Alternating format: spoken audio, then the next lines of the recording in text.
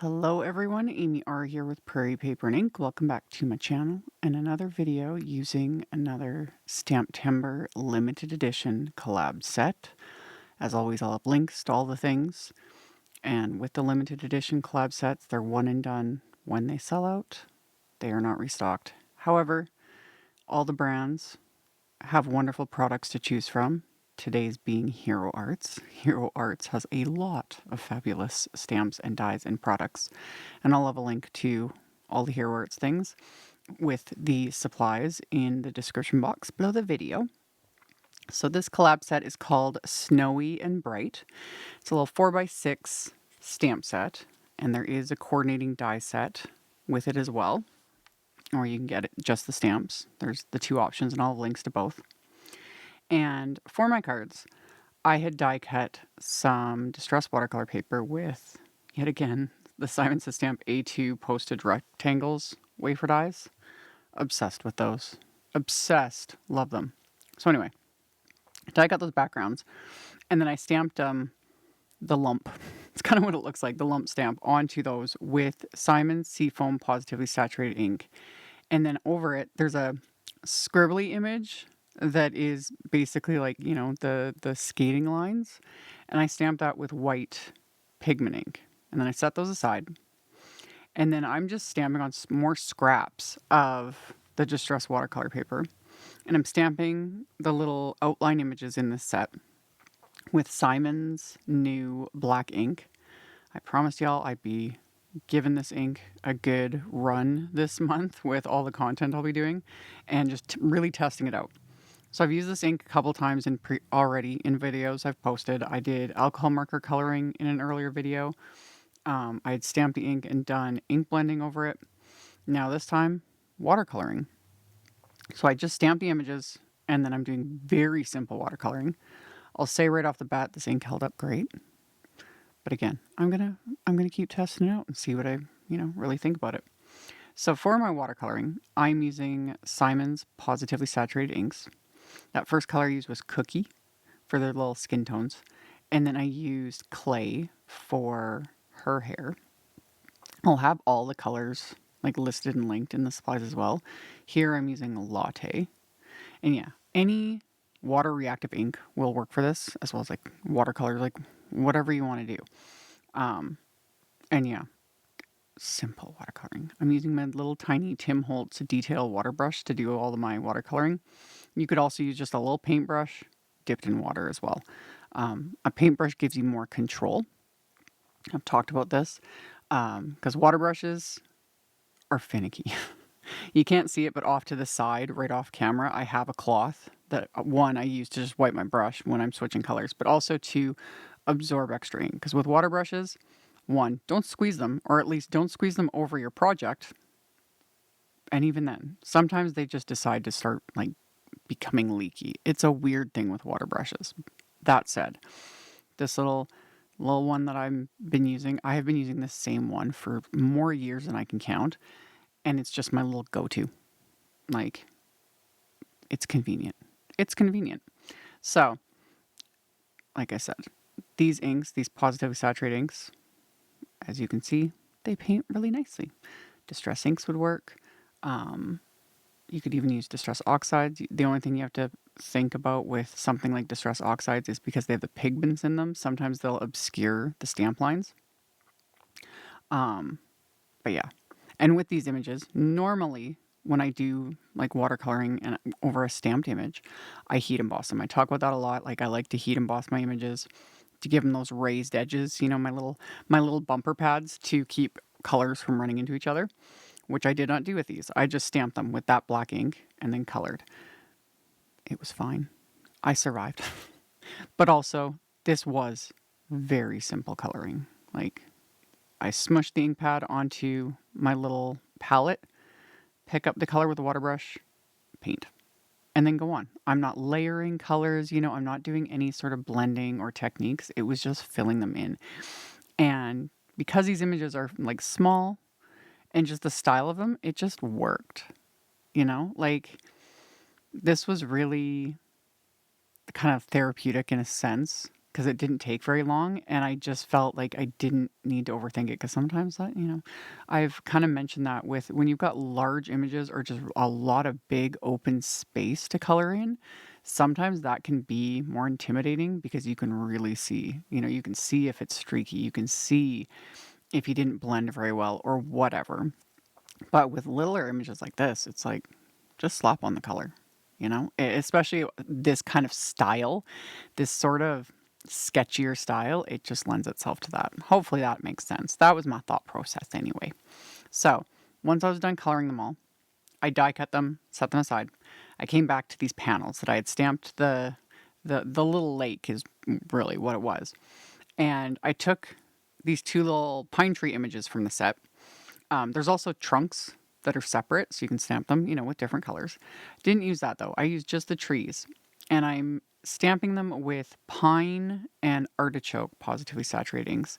And every time I ink up the stamp with the ink, I stamp it, and without re-inking it, I stamp it a second time to get that lighter second generation impression. So I can build kind of a little forest background with these. And with both those trees, the large one and the small one, I stamped them with both of those colors just to kind of build up that little scene and that little dimension.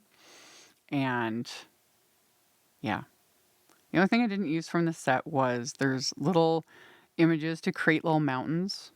Those have been really cute too. And there's a few little snowflake images and stuff, but we're going to add snow in a different way. So we'll get to it. So I built my little scenes on these panels, and I was really enjoying stamping these trees. I don't know. I was having fun. So once all of that was done, to adhere all my little watercolor and die cut images, I just stuck thin foam squares onto the back of them. So that'll pop them up a bit. You could also just glue them down. That'd be fine. But I just wanted to create that little bit of dimension.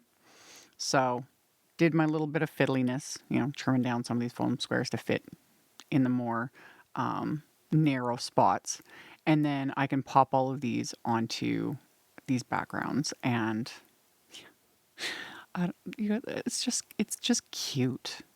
These images are just really cute. Once I started really creating with them, I was like, I love it. I love it. I love the little sled. I love this little snowman. The dog is adorable. These little ice skaters, they're just adorable. So anyway, my card base, top folding A2 card, 4 1/4 by 5.5 inches. And on the inside of the cards, I'm going to stamp one of the sentiments from the set. This one says, "May your day be snowy and bright." So I stamped the sentiment with the black ink. And then I decided to add some of those stamped trees to the inside as well, just to give it that little extra something. So I did the exact same thing with the pine and the artichoke inks, inking up the stamp and then stamping it, and then without re-inking it, stamping it that second time to get that second generation. And just kind of added that around both of these sentiments on the inside of the cards. So that finished off the insides. And then for the card front panels, I'm going to pop these up with some instant dimension foam tape, again, to build up a bit of the dimension, because these are fairly clean and simple cards, or my version of clean and simple. And when I do clean and simple, more often than not, a way to kind of step it up is to just add some dimension. So pop those into place with the foam tape. And then we're going to add some splatter. So that's one way to add snow, of course. So I'm going to use Simon's Positively Perfect white splatter. So stir it up really well, or shake it up really well. If you shake it up, just be careful when you open it, because, you're getting liquid everywhere. So I stir it up really well. I had both these cards in my splat box, and then I can dip my fan brush in the splatter and just splatter away. And this is why I did the insides and then pop the card fronts on, because I wanted to splatter on top of the cards as well. It just gives it that extra something because it shows up on the color card base. So add a fairly healthy dose of the white splatter. It's one of the fun things about winter cards, although really, do I need an excuse to add splatter to anything? No, but it's fun. So that's one way to add snow. And we could stop here, but was I gonna? Of course not. We gotta add a bit of bling. So I pulled out my craft tacky glue. It's been a hot minute because I've been using that, Positively Perfect craft glue for everything lately. But I pulled out my Craft Tacky glue specifically because it is a very thick glue. And there's intention behind this madness. So I'm using the Craft Tacky glue and I'm applying just dots of it. And because it's such a thick glue, it will dry like this. It will dry raised like this. And also because it's thicker, it takes a little bit longer to dry. So I'm able to add like all these dots. I even like kind of emphasize those little squiggly stamp lines on the pond. So added all that, and then I'm going to pour glitter over this, which I know freaks some people out. If you absolutely hate loose glitter and you're just like, heck no, you could do something like stickles. That would work very similarly, you know? But yeah, I went with the Craft Tacky glue and the loose glitter because, like I said, the Craft Tacky glue is just dimensional and it's, you know, sort of white. It dries sort of clear really in the end, but I still get that dimension in the end. And the biggest thing was just the glittery bits.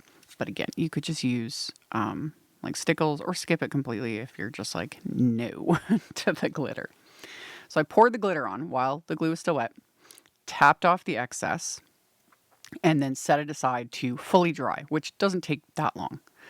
And then funnel all that glitter back in the container, put the lid on, because, you know, loose glitter, this is, did I mention that? It's the unicorn dust. This is Simon Says Stamp's unicorn dust, just a really fine iridescent glitter. I let these fully dry, and it needs to be dry because otherwise you're going to smear the glue everywhere. And then I use my big fluffy brush. This is the Tonic Surface Sweep brush, and I use it mostly for stuff like this. Because when it's fully dry, I can then brush off any glitter that happens to be, you know, just static, clinging to the cardstock, whatever. So now all the glitter is contained in the glue. It's dry. We have our little, like, snowy scene going on. So the sentiments are also from that stamp set.